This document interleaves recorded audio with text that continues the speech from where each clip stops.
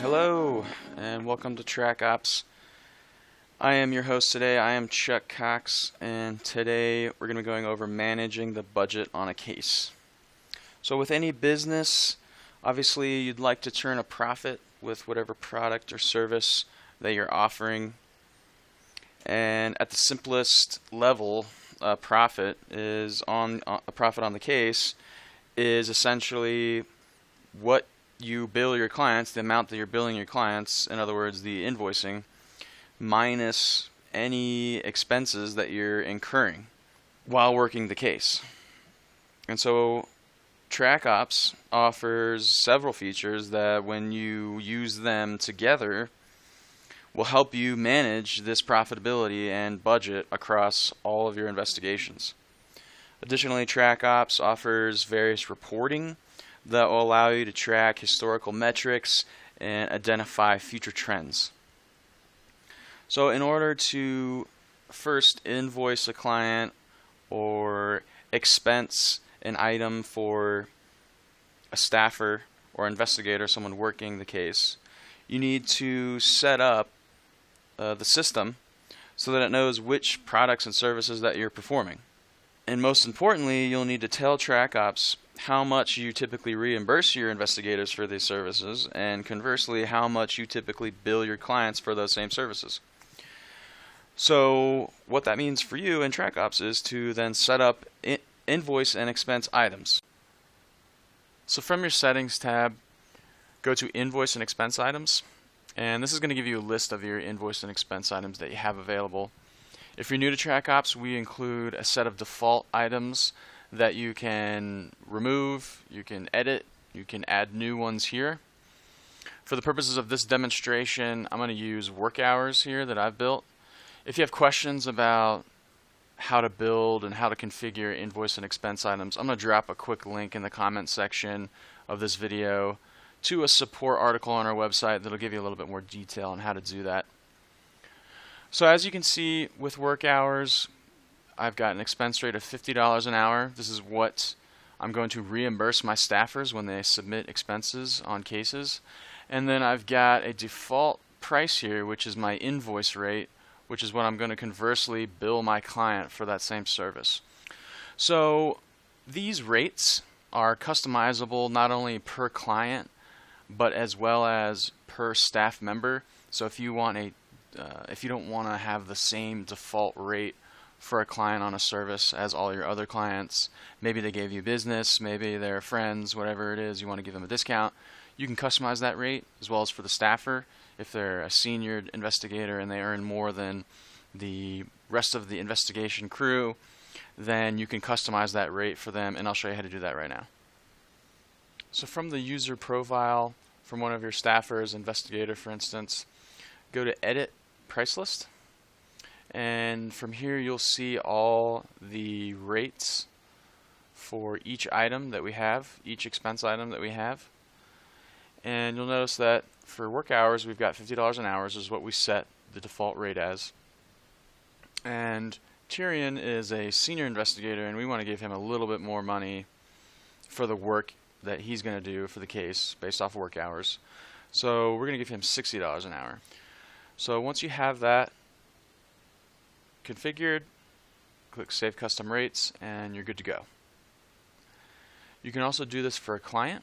So if you go to your client list and you go to the client profile and you go to Edit Price List, you'll see that you can customize each rate for each invoice item as well. So for work hours, we've got $100 a rate default price. Well, River Run, they've given us business in the past. They're friends of ours, so we're going to give them a 20% discount. And instead of the $100 default rate for work hours, we're only going to charge them $80. So once you've got that configured as well, you can click Save Custom Prices, and now we've got a custom price for work hours for River Run. So now that we've got our expense items and our invoice items all configured, and we've set some custom prices, we're ready to have our investigators submit expenses. So let's go ahead and have one of our investigators create a quick entry. Okay, so here's our new expense entry form, and we are logged in as our investigator on the case, Tyrion, and here's our case. And for the purposes of this demonstration, I'm going to quickly fill this entry out. However, if you'd like some more information on submitting expense entries, I'll drop another link in the notes section of this video to another support article that'll give you a bit more information on how to do that. So here we go.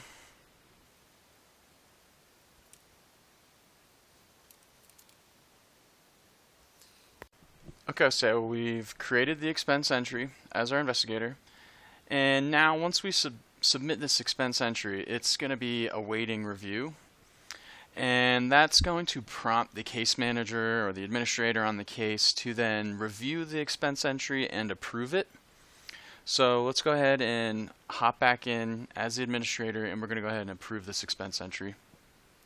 Alright, so we're logged back in as the case manager on the case, and we see we've got one of our employees here submit an expense entry. And so we're just going to go ahead and review it. So he's got some work hours here, the rate looks good, he's got some postage items. If he had a receipt for that postage, he could post it right here, and you would see it here. If he had added any notes about the work or about the postage item, he would put it right here. So this all looks pretty good, so we're going to go ahead and approve it. And so now the expense entry is approved. So as these expenses start to roll in on a case, the system will then generate an estimated invoice amount, which can be viewed in the snapshot section of the case overview. The estimate provides a projection of what the invoice would be if you were to generate that invoice today without any changes to the expenses that were submitted.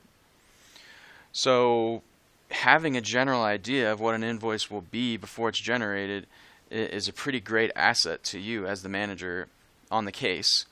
But even more importantly, it's to make sure that the invoice and the invoicing billing moving forward is going to be within the client's budget.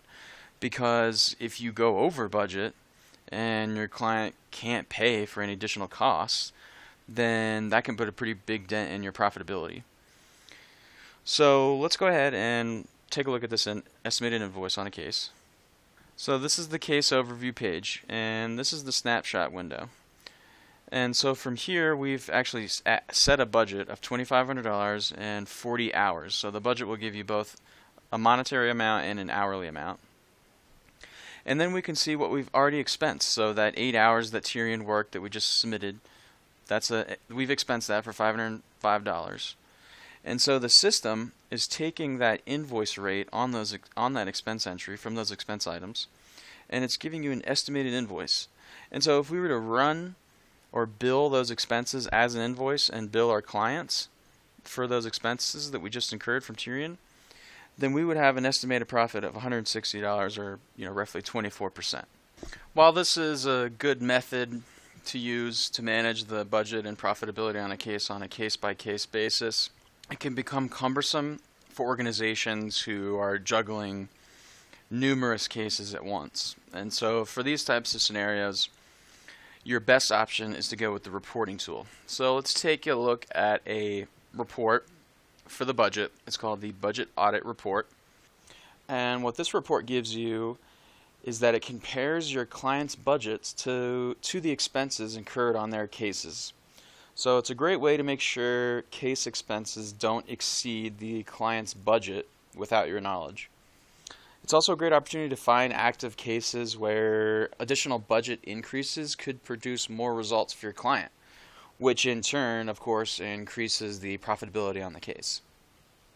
So as you can see from here, it gives you the list of cases, as well as the client, and then the budget and the expensed amounts. So this is currently in hours, so let's switch it to money. And click update. And we can see that the case that we were working with Tyrion for our client River Run, the budget we set at $2,500, and now I've got an estimated invoice of $665, and so that gives us a remaining budget of $1,835, or about 73% of the entire budget.